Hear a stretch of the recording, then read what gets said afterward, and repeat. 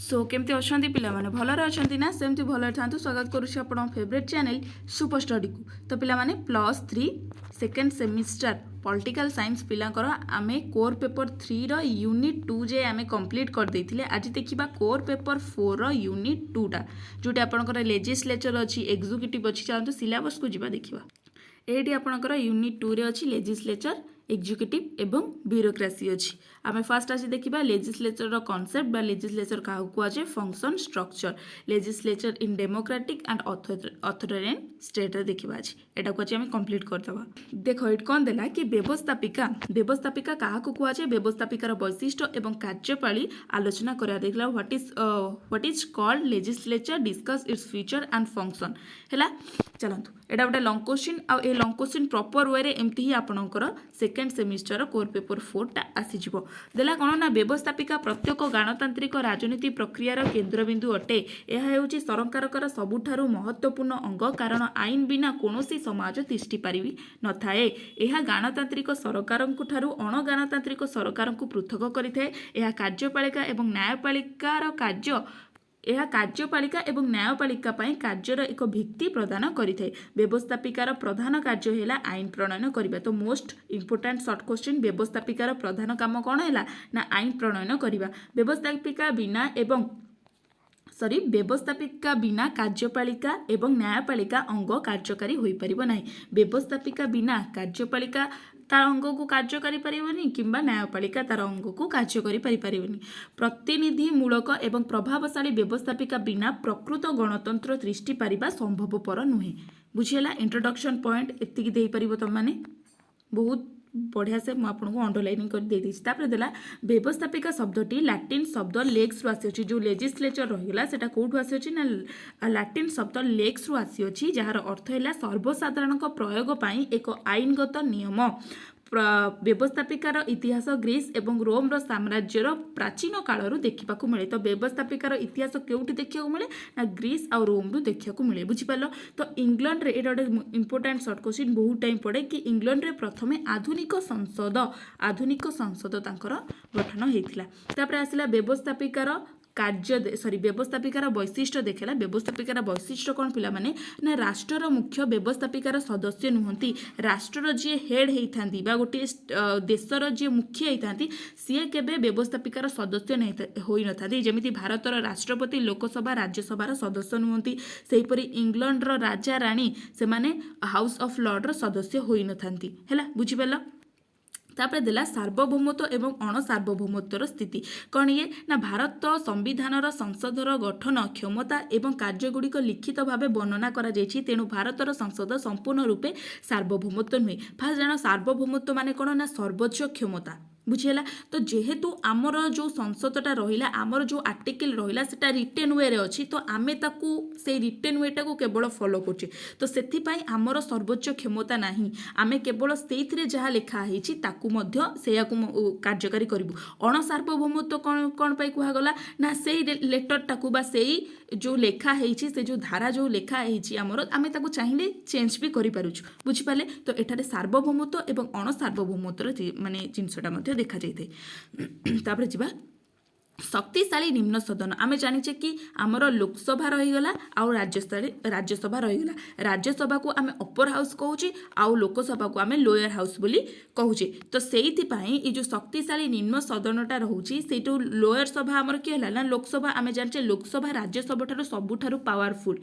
बुझिपारे कौन पाए ना केवल अर्थ बिलटा ही लोकसभा केवल अर्थ बिलटा को दिए। बहुत जिनस तुम लोकसभा राज्यसभा फास्ट सेमिस्टर मुझे जो पढ़ाई आपको कही देखीदेवे। तापर आसला कौन ना ता व्यवस्थापिकार कार्यवली।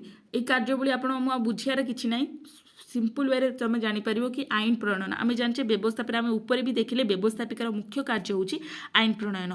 संविधान संशोधन व्यवस्थापिकार कार्य कौन है ना संविधान को संशोधन करवा। ये लिखाई आप पढ़ी देते बुझी मतलब निज भाषा जहाँ आप बुझुं से लिखिदेवे। वार्षिक बजेट अनुमोदन। तो लोकसभा धर मु इंडिया उदाहरण दूची लोकसभा राज्यसभा रहीगले से दी जनकर मतर ही आमर वार्षिक कि ओडिशा पाई एतिकी कोटी टंका बजेट वर्ष को निर्धारण करागले एतिकी कोटी टंका ताको दियाजिवो ओडिशा को। तो एटा किए डिसीजन नेबा ना लोकसभा राज्यसभा आ आमर लोकसभा और राज्यसभा को नेकी ही पार्लियामेंट व्यवस्थापिका गठन होईची। तापर आसला विचार तापर आसला विचारमूलक कार्य कौन तापर तदारक कार्य रहिला निर्वाचन कार्य मध्य रहीगला निर्वाचन कार्य मध्य व्यवस्थापिका तुलाई थाए कार्यपालिका को मध्य व्यवस्थापिका नियंत्रण करि थाए। तो ये बहुत सारा अच्छी आपन को जोटा 5-6टा सुइटेबल लगे आपड़ से जरूरीकालीन घोषणानामार भी अनुमोदन अच्छी।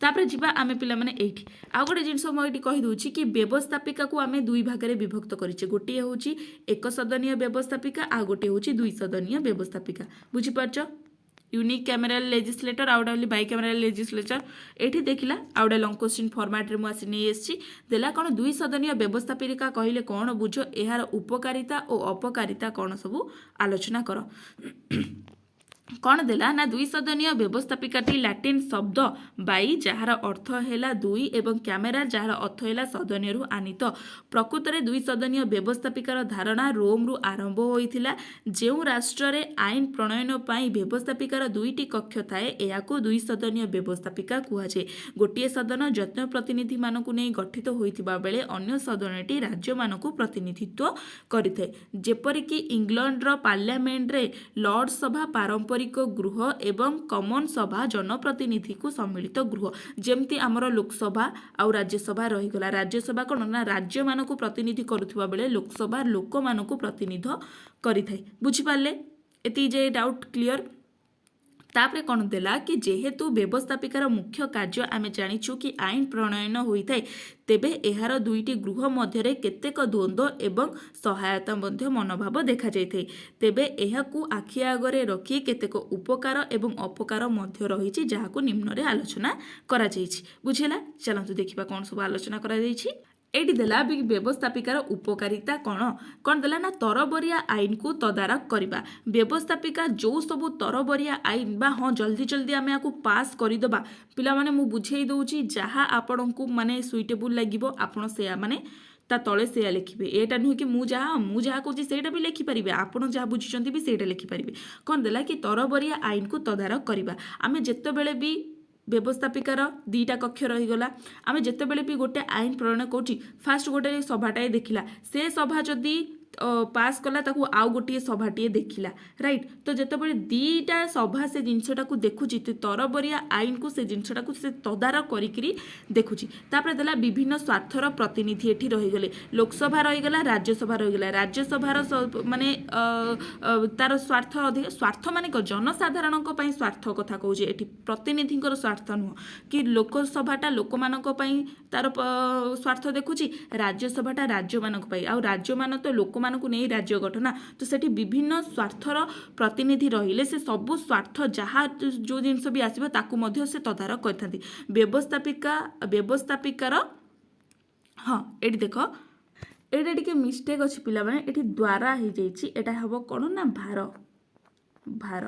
हैला भार हम ये टिके मिस्टेक हो जाइछि व्यवस्थापिकार भार ह्रास व्यवस्थापिकार भार ह्रास कौन ना जेहेतु 2टा कक्ष पिला माने रहीगले गोटे कौन रहिला ना लोकसभा आउ मु एग्जांपल दूची गोटे रहिला राज्यसभा एटा को भी लिखिबेले किछि असुविधा नहीं गोटे रहिला लोकसभा आउ गोटे रहिला राज्यसभा तो एते सारा मेंबर्स रहिले व्यवस्थापिकार जो सब कार्य आइले ताकू सब जदि डिवाइड करदबा ताहले कार्य सुलभ मूल्य रे बा सुलभ बहुत सहज समय रे अल्प पैसा रे हेई परिबो नहीं तो सेति से कहूची कि व्यवस्थापिकार भार मध्य ह्रास होइताय उत्तम आईन रो संभावना मध्य थाए जेहेतु एते सारा लोक व्यवस्थापिका को 2टा कक्ष रही जाउची 2 सदनीय व्यवस्था रे 2टा कक्ष रही जाउची ताहले उत्तम आईन एठी संभव उत्तम आईन एठी प्रणयन होई परिबो।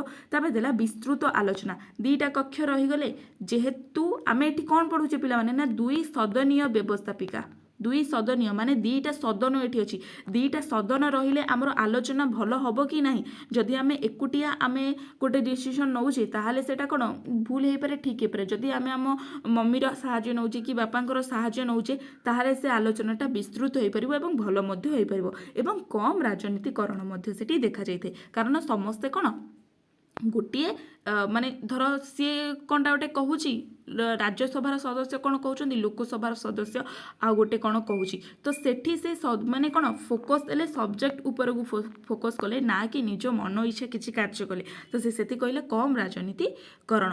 तापर देखिला अपकारिता उपकारिता गला तापर देखिबा अपकारिता सब कौन कौन देला ना 2 सदस्य मध्य द्वंद्व ऑब्वियसली 2टा सदस्य जतबेले अच्छी तो से सदस्य कहार डिसीजन क्या भल लगी न था तो से मध्य द्वंद्व देता क्षमता लड़े ऑब्वियसली दी जन सदस्य अच्छा गोटे पाखे जदि अधिका क्षमता रहीगला आउ गोटे पाखे कम क्षमता रहीगला ताले सेठी देखा ना द्वंद्व देखा कि ना आर्थिक दृष्टि महंगा दीटा सदन पिला माने गोटे सदन जदि रही था ताहले कम खर्च लगी था दीटा सदन रहिला याकू मध्य पैसा देवाक पड़ो से सदन गृह को मध्य पैसा देवा पड़ो तो एठी कौन ना एमानंक पछरे ही अधिका पैसा खर्च होईगला तो आर्थिक दृष्टि मध्य महंगा तापर रक्षणशील मनोभाव कौन ना समय गोटे संकुचित मनोभाव नहीं चली था कि मो पाखक सब क्षमता आसू मु ही सबुठारु हेड बने से अपर हाउस बा से लोअर हाउस हेड न बनू तो से मनोभाव गोटे देखी थाए तापर देखला अति आवश्यक एवं अनावश्यक मध्य थाए कारण एते सारा